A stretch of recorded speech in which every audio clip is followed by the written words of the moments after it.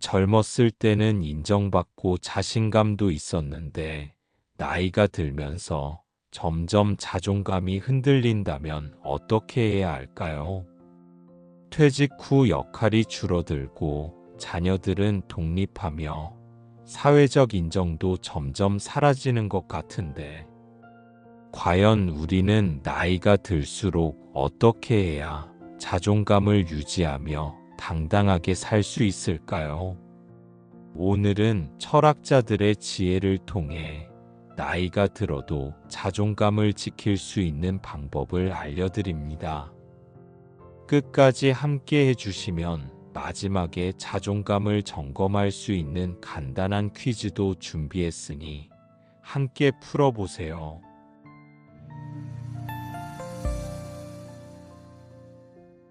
우리의 삶에서 자존감을 유지하는 것이 왜 중요할까요? 자존감이 낮아지면 자신을 과소평가하게 되고 불필요한 걱정과 후회로 삶의 질이 떨어질 수 있습니다. 그렇다면 나이 들어도 자존감을 지킬 수 있는 방법 몇 가지를 소개해 드리겠습니다. 먼저, 남들과 비교하지 않는 것이 중요합니다. 사람들은 나이가 들수록 과거의 자신과 비교하거나 남들과 비교하는 경향이 있습니다. 젊었을 때보다 몸이 예전 같지 않고 일에서의 역할도 줄어들면 자연스럽게 예전과 비교하게 됩니다. 그러나 노자는 있는 그대로의 자신을 받아들이는 것이 가장 강한 삶의 방식이라고 말했습니다. 장자는 크면 큰 대로, 작으면 작은 대로 각자의 역할이 있다고 강조했죠.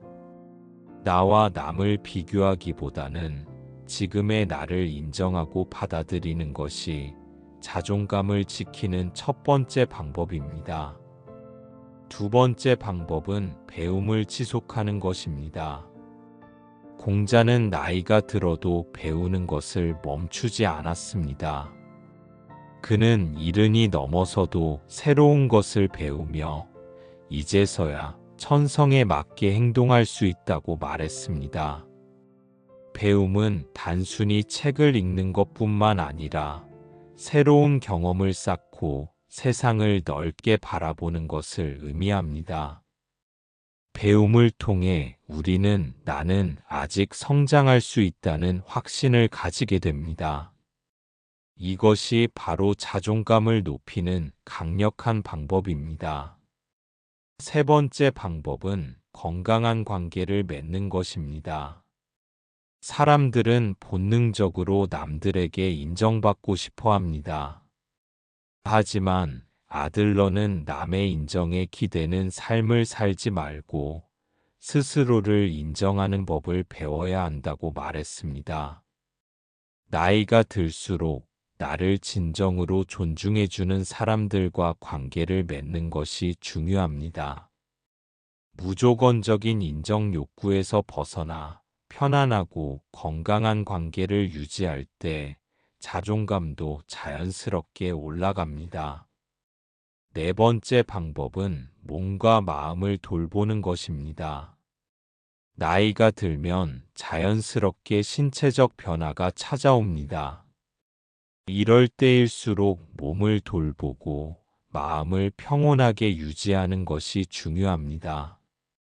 명상이나 요가 같은 활동을 통해 내면의 평온을 유지하는 것이 자존감 유지에 도움이 됩니다.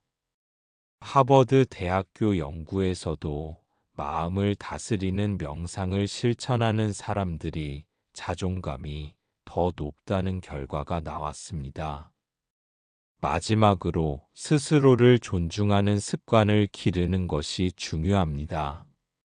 하루에 한 번이라도 거울을 보며 나는 괜찮은 사람이다라고 스스로에게 말해보세요. 이 작은 습관이 쌓이면 자존감이 서서히 회복되는 것을 느낄 수 있을 것입니다. 우리는 왜 나이가 들수록 자존감이 흔들릴까요? 그 이유는 크게 세 가지로 나눌 수 있습니다. 먼저, 사회적 역할의 변화 때문입니다. 퇴직을 하면 더 이상 누군가의 리더가 아니고 자녀가 독립하면 부모의 역할도 줄어듭니다. 이로 인해 우리는 정체성의 혼란을 느끼고 자존감이 낮아질 수 있습니다. 다음으로 사회적 인정이 줄어들기 때문입니다. 젊을 때는 회사에서 인정받거나 가정에서 중요한 역할을 맡았지만 나이가 들면 이런 기회가 줄어듭니다. 철학자 쇼펜하우어는 자신을 남의 평가에 맡기는 순간 불행은 시작된다고 했습니다. 자존감을 지키기 위해서는 사회적 인정보다 내가 나를 인정하는 것이 더 중요합니다. 마지막으로 건강과 외모의 변화가 영향을 줍니다. 몸이 예전 같지 않고 거울 속에 내가 낯설게 느껴질 때 우리는 자신감을 잃습니다. 하지만 외모보다 더 중요한 것은 내면의 힘입니다. 내면을 단단하게 하는 것이야말로 진정한 자존감을 지키는 방법입니다. 철학자들은 오래전부터 자존감을 삶의 중요한 요소로 보았습니다. 아리스토텔레스는 건강한 자존감이 행복한 삶의 기초라고 했습니다.